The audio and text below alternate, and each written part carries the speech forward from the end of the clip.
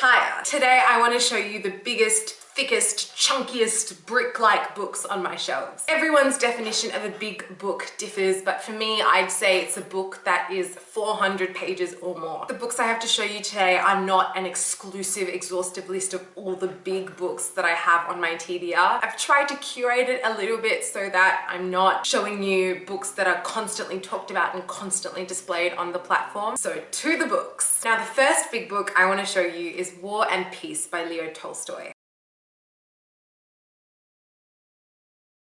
This is really basic choice, but it is one of the most renowned books in the canon, and that's not the only reason I want to read it. I mainly want to read it because there are so many adaptations of this book that I will not allow myself to watch or listen to or enjoy because I am determined stubbornly to read the book first. I'm talking Natasha Pierre and the Great Comet of 1814. What is the date? Hey Siri, 1812. I'm talking about the 2016 miniseries with Lily James. Oh, Lily James is just so beautiful, I cannot. And also like bragging rights, right? That's the main reason people read this. This is the Maud translation of the book. Now, I spent a good few weeks trying to find a copy with this translation in bookshops near me. There weren't any, so I had to order this one online, but I got it secondhand from World of Books. Lifesaver. I did my research before buying this book and I chose the Maud translation because from what I gathered, it was not only really faithful to the Russian, but also kept the beautiful language and the flow. If any of you guys have read this, I'm curious to know which translation you read. If you've read more than one, first of all, that's some deep commitment. I applaud you. And what you thought of the translation that you read, because translators can make or break a reading experience. War and Peace follows a cast of characters in Russia living through the Napoleonic War. And it's about big, important thoughts about big, important things. I don't really know much about this book, but I am really excited to find out more. The next big book on my TBR is Adam Spencer's Big Book of Numbers. Now, this book literally has a big book in the title, so I couldn't not include it. Now, this is a book about maths. I approach maths with the same attitude that I approach Olympic gymnastics. Something to be enjoyed and marveled at from a safe distance, but not something that I could actually understand or perform. I bought this book ages ago. I bought this when I was 15 after I had gotten a bad maths test result and I was determined to become smarter at maths, and I thought this book would get me there. I actually don't know much about the author Adam Spencer. I know he does a lot of stuff on Australian radio and that he's a fairly prominent maths and science communicator. The premise of this book is that Adam Spencer takes you through each of the numbers from 1 to 100. There's a little bit about what makes each of those numbers unique or interesting. Really cool graphics in the book. Who knows, maybe I will become a mathematician after reading this. Then a book that I'm so excited about. This is the H.G. Wells collection. This has a whopping 920 or so pages and is basically a bind up of 7 of H.G. Wells's famous novels. Why do I want to read H.G. Wells? Is it because he's one of the most renowned science fiction authors of our generation? Not of our generation. He's long dead. Is it because he's one of the most renowned science fiction writers in the canon?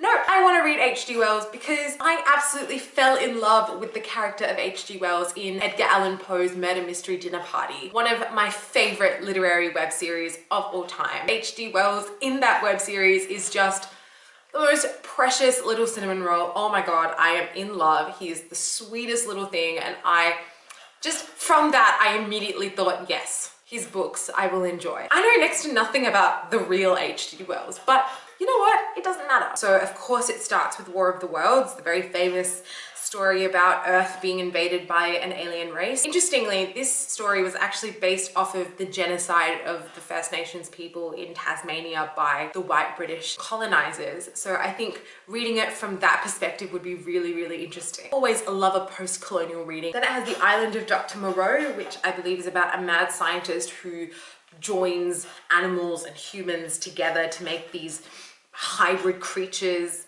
Sounds interesting. Then it has The Invisible Man, which is also about a scientist who basically manipulates his body so that it no longer interacts with visible light, thus rendering himself invisible, but he cannot change himself back. Then there's The Time Machine, which I'm guessing is about a time machine. Apparently H.G. Wells is actually credited with the popularization, if not the invention, of the time travel genre, and he actually coined the term time machine. Then we have The First Men in the Moon, which is about two men who travel to the moon, but are surprised to find that they are not alone. And penultimately in this collection we have When the Sleeper Wakes, which is about a man who sleeps for 200 years and then reawakes to find the world drastically changed, and he is also incredibly wealthy. Finally, there's The World Set Free, which is about the invention of an incredibly potent and unpredictable weapon of mass destruction. Fairly relevant. That was a very long breakdown, but I am so excited to read this. Then I have The Discovery of India by Jawaharlal Nehru. This is supposed to be a seminal text on Indian history, and I know that both my grandparents have always recommended that I read it. Nehru was a prominent independence activist, and he became the first Prime Minister of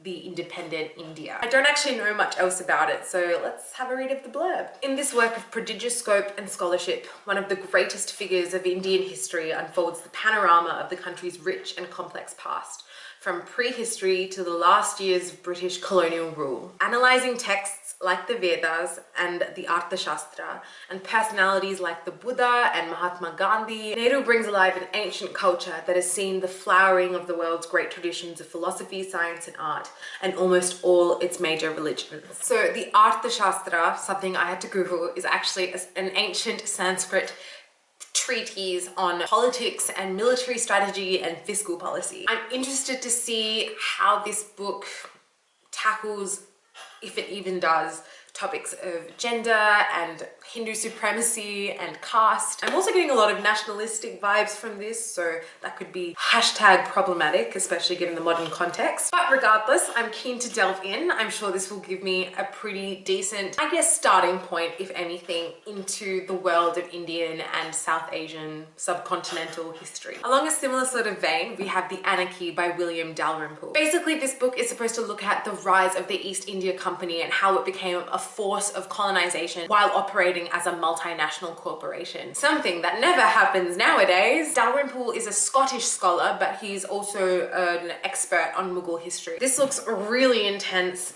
dense with information, but I've heard that it's written with a really nice narrative and flow, so I'm really excited to do some learning. Then I have the extremely famous Guns, Germs and Steel by Jared Diamond. I was only alerted to this book's existence because I watched a video by the amazing creator CGP Grey about why there was no Americapox, and in it he uses and references this book a lot. This book basically covers a broad history about human civilization, and especially how the West became this big, powerful colonialist force, how capitalism came to be. He actually argues that the West getting all of this power and becoming this big global force was not because it was in any way intellectually or technologically or culturally superior, but it was just because through the luck of the draw it had access to certain natural resources and certain social and environmental factors that just meant it was more likely to end up with this uneven and unfair distribution of power. This was published in 1998, so it's not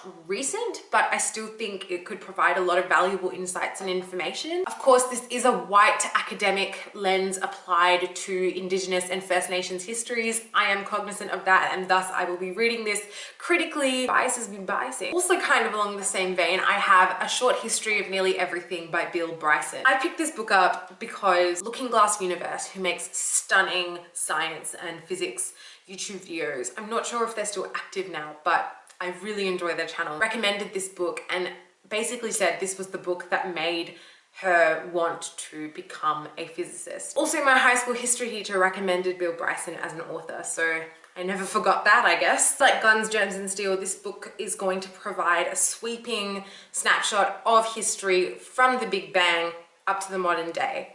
Don't know what is going to be included in that, don't know how that's going to be achieved, but I'm excited. I'm excited for the ride. I also just love pop science. It is endlessly entertaining. It always makes me excited to learn. It is a genre that is dominated by white men, so if you have any recommendations for pop science books by women or by femmes or by black and brown people, then please let me know. Then I have Arthur Conan Doyle, A Life in Letters, edited by John Lellenberg, Daniel Stachauer and Charles Folly. Like most readers, I love Sherlock Holmes, and By extension, I love Arthur Conan Doyle. This is a biography that is comprised of volumes of letters that he wrote throughout his life. I think the blurb describes it really well. This candid, never before published volume of letters sheds light on Conan Doyle's fascinating career, not only as an author, but as a physician, sportsman, war correspondent, and crusader for social justice. Ooh, very exciting. From his troubled marriage to his controversial spiritualist beliefs, and from his early whale hunting days to later celebrity, each chapter of Conan Doyle's life was as gripping as any of his own adventure tales. I just think knowing about an author's life just makes reading their works that much more interesting and that much more insightful. So I am so excited to get to this. It sounds absolutely fascinating. I mean, very long, but not dull at all, it seems. I mean, whale hunting of all things. Next up, we have another incredibly well-known book, and that is The Girl with the Dragon Tattoo by Stieg Larsson. Stieg Larsson? Stieg? This hit thriller was recommended to me by my very dear friend Anne, so it is a priority. This is my friend Anne's copy, and I've had it for far too long, so I have to get to it very soon so I can give it back to her. I'm so sorry, Anne. It has been such a long time since I read a thriller.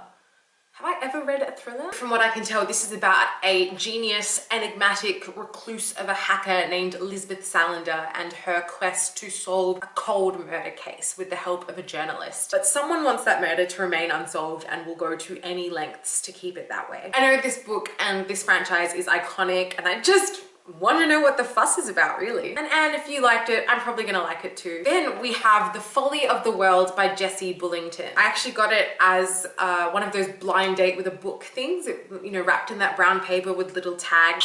I wish I'd kept that prompt card because it would have been so interesting to go back to it and see what it said after having finished this book, but alas. The blurb says, on a stormy night in 1421, the North Sea delivers a devastating blow to Holland, the St. Elizabeth flood. A deluge of biblical proportions that drowns hundreds of towns, thousands of people, and forever alters the geography of the Low Countries. Where the factions of the noble hooks and merchant cods waged a literal class war but weeks before, there is now only a nigh endless expanse of grey water, a desolate inland sea with mouldering church spires jutting up like sunken tombstones. For a land already beleaguered by generations of civil war, a worse disaster could scarce be imagined. Cool, so there's a flood. Got it. Yet even disaster can be profitable for the right sort of individual. And into this flooded realm sail three conspirators: a deranged thug at the edge of madness, a ruthless conman on the cusp of fortune, and a half-feral girl balanced between them.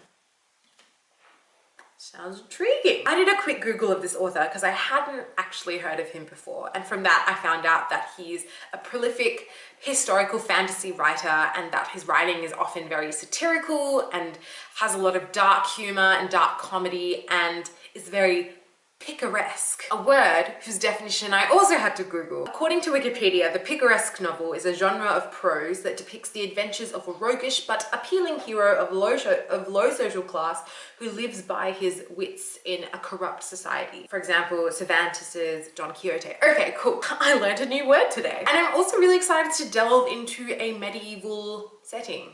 I don't often read those, so this could be really fun. 2 books left. We can do this. Come on, come on, come on. The penultimate book in this video is The Paying Guests by Sarah Waters. Now, I was sold on this book by Lauren in the Books, who described this book at length in her videos last year, and I was hooked. So big things that jump out at me are 1920s London, urgent sapphic romance, and crime mystery. This book follows Frances, who is a spinster in progress, and how her and her mother have to accept 2 lodgers to live with them for various financial reasons. Enter Leonard and Lillian Barber. Now, they become slowly embroiled and entwined with each other's lives, and Lillian and Frances develop this relationship. It's described as a friendship in the blurb, but I think Lauren in the Books described it as a sapphic romance. So that's what I'm gunning for. But then things get dark. This will be my first Sarah Waters. I've heard so many amazing things and I am so excited. Now, the last book I want to show you comes in a sexy hardback. What's it called? It's Dark Materials by Philip Pullman. Sorry, too busy lusting after this book apparently. I have wanted to read this for such a long time. I have seen The Golden Compass and I actually really enjoyed it, which I know is high treason in the booktube community, but Since everyone is saying the book is a million times better, I am so keen to read the book and then retrospectively rip the film to shreds, which we all know is far inferior. This book is set in a parallel magical universe and follows Lyra, who is a young girl investigating the disappearance of her friend. But in doing so, she uncovers a conspiracy, an insidious, nefarious plot involving more disappeared children. I know this provides a commentary on organized religion and apparently is also a reimagining of Paradise Lost by John Milton, so very intrigued. More excited to read this than I ever have been. And we made it. This was such a fun video to make. I don't think anything really beats the satisfaction of reading a thick, chunky book and closing it and hearing that thump and just knowing that, I'm gonna need some time by myself. I'm so horny today. Please let me know in the comments if you've read any of the books I mentioned. If you did, what you thought of them. If you have any big book recommendations of your own. And until next time, I am looking forward to seeing you very soon. Jawaharlal, Jawaharlal, Jawaharlal, Jawaharlal, Jawaharlal. My Indian chops are being called into question. Around the 400 mark is where my chunk meter is really so stupid. Who is wow.